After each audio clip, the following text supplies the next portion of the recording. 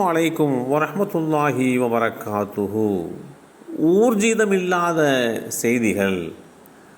அல்லாஹுடைய தூதர் ஸல்லல்லாஹு அலைஹி வஸல்லம் அவர்கள் பேரழிவை ஏற்படுத்தும் 7 பெரும் பாவங்களை தவிர்த்து விடுங்கள் என்று கூறினார்கள். அதில் ஒன்று, விசுவாசம் கொண்ட அப்பாவிகளான பத்தினி பெண்கள் மீது அவதூறு கூறுவது. அதுவெல்லாம் பெரும் பாவங்கள் ஒன்று என்று குறிப்பிட்டார்கள்.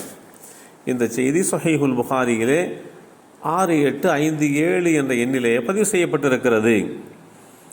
பெண்களின் கற்புக்கும் ஒழுக்கத்திற்கும் எதிரான வதந்திகளை மற்றும் மக்கள் சர்வசாதாரணமாக சிலர் ஏற்றுக்கொள்வது உண்டு.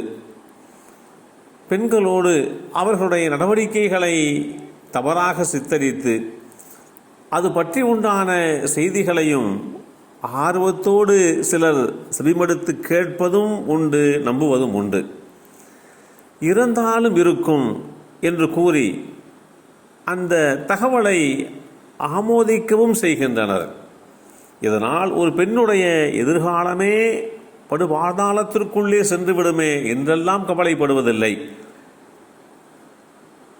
எவரேனும் பத்தினி பெண்கள் மீது அவதூறு கூறி அதை நிரூபிக்க 4 சாட்சிகள் கொண்டு வரவில்லையோ அவனுக்கு நீங்கள் 80 சாட்டையடி கொடுங்கள். பின்னர் அவன் கூறும் சாட்சியத்தை எக்காலத்திலும் ஒப்புக்கொள்ளாதீர்கள். காரணம், நிச்சயமாக இத்தகையோர் பெரும் பாவிகள். அல் குர்ஆன் அத்தியாயம் 24 சூரத்து நூர் வசனம் 4 இந்த செய்தி தெளிவுபடுத்தப்பட்டிருக்கிறது. நல்லோர்களை பொல்லார் என்று பழி சுமத்தி அவர்களுடைய மானத்திற்கு களங்கம் கற்பிக்கின்றவர்களை வேதமறை குர்ஆன் கடுமையாக சாடுகிறது. அவர்களை தண்டிக்க வேண்டும், 80 சாட்டையடி கொடுத்து அவர்கள் தண்டிக்கப்பட வேண்டும். அதற்கு பின்பாக ஒரு காலத்திலேயும் அவர்கள் சொல்கின்ற எந்த ஒரு சாட்சியத்தையும் ஏற்றுக்கொள்ளக்கூடாது என்று கடுமையான முறையிலே எச்சரிக்கிறது. அப்துல்லாஹ் இப்னு அப்பாஸ் ரலியல்லாஹு அன்ஹு அவர்கள் கூறினார்கள், பஹ்ர் பின் லைஸ் என்ற குலத்தை சார்ந்த ஒருவர் அல்லாஹுடைய தூதர் ஸல்லல்லாஹு அலைஹி வஸல்லமுடைய சமூகத்திற்கு வந்து தான் தவறாக ஒரு பெண்ணிடத்தில் நடந்து கொண்டதாக கூறி தன்னுடைய குற்றத்திற்கு உண்டான அந்த பரிகாரத்தை கேட்கிறார். ஒரு முறை அல்ல, இருமுறை அல்ல, 4 முறை தான் செய்த குற்றத்தை குறித்து அவர் ஒப்புதல் வாக்குமூலம் அளிக்கிறார். அவர் திருமணமாகாதவராக இருந்ததனால் அல்லாஹுடைய தூதர் ஸல்லல்லாஹு அலைஹி வஸல்லம் அவர்கள் அவருக்கு 100 சாட்டையடி கொடுக்குமாறு கட்டளை பிறப்பித்தார்கள்.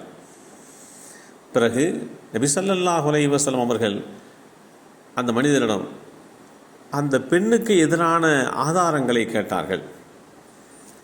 அந்த வேளையிலே அந்த பெண்மணி, அல்லாஹுடைய தூதரே, அல்லாஹ்வின் மீது சத்தியமாக அவர் பொய் சொல்கிறார், இவருடைய அந்த வார்த்தையிலே எல்லளவு கூட உண்மை இல்லை, இவர் பொய் சொல்கிறார், என் மீது அவதூறு கூறுகிறார், நான் பத்தினித்தனம் உள்ளவள் என்று அந்த பெண்மணி அல்லாஹ்வை சத்தியமிட்டு சொன்னபோது நபி ஸல்லல்லாஹு அலைஹி வஸல்லம் அவர்கள் அந்த நபருக்கு வீண் பழி சுமத்தியதற்கான தண்டனையாக மீண்டும் 80 சாட்டை அடி வழங்குமாறு கட்டளை பிறப்பித்தார்கள். இந்த செய்தி நபிமொழி தொகுப்புகளிலே அபூதாவுதிலே பதிவு செய்யப்பட்டிருக்கிறது. பிறருடைய சொல் கேட்டோ சந்தேகத்தின் பேரிலோ அவதூறு சுமத்துவது என்பது மிகப்பெரிய குற்றமாக ஆகிவிடும். ஒருவர் மீது குற்றம் சுமத்தி அதை 4 சாட்சியங்களை கொண்டு உண்மை என நிரூபிக்க தவறிவிட்டால் அவர்கள் கூறுவது உண்மையாக இருந்தாலும் கூட குற்றம் சுமத்தியவர்களுக்கு 80 சாட்டையடி தண்டனையாக வழங்கப்பட வேண்டும் என்பதை வேதமறை குர்ஆனும் அல்லாஹுடைய தூதர் ஸல்லல்லாஹு அலைஹி வஸல்லமுடைய தீர்ப்பும் பிரதிபலிக்கின்றது. இவைகளை புரிந்து கொண்டு குற்றமற்றவர்களை, பத்தினித்தனமாக வாழ்கின்றவர்களை பழி சுமத்துவது என்பது மிகப்பெரிய பாவச் செயலாகும். இந்த உலகத்திலேயும் அவருக்கு தண்டனை உண்டு, மறு உலகத்திலேயும் அவருக்கு தண்டனை உண்டு என்று இஸ்லாம் தெளிவுபடுத்துகிறது.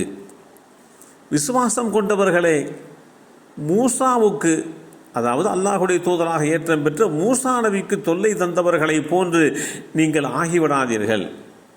அவர்கள் இட்டுக்கட்டி கூறியவற்றிலே இருந்து மூசா தூய்மையானவர் என்று அல்லாஹ் நிரூபித்து விட்டான்.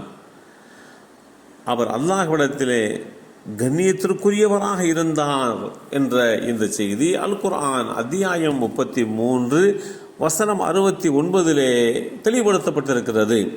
அல்லாஹுடைய தூதராக ஏற்றம் பெற்ற மூசா அலைஹிஸ்ஸலாம் அவர்கள் மீது அவர்கள் தவறான வார்த்தைகளை புனைந்து கற்பனையின் அடிப்படையிலே இட்டுக்கட்டி பேசினார்கள். அதை கண்டிக்கும் முகமாக அல்லாஹ் விசுவாசிகளுக்கு உணர்த்தி காட்டுகிறான். எல்லாம் அல்ல அல்லாஹு தாலா பெரும் பாவங்களை விட்டு தவிர்ந்து வாழ்கின்ற நல்லோர்களாக நம்மையும் நம் சந்ததிகளையும் ஆக்கி வைத்தருள் புரிவானாக. அஸ்ஸலாமு அலைக்கும் வரஹ்மத்துல்லாஹி வபரகாத்துஹு.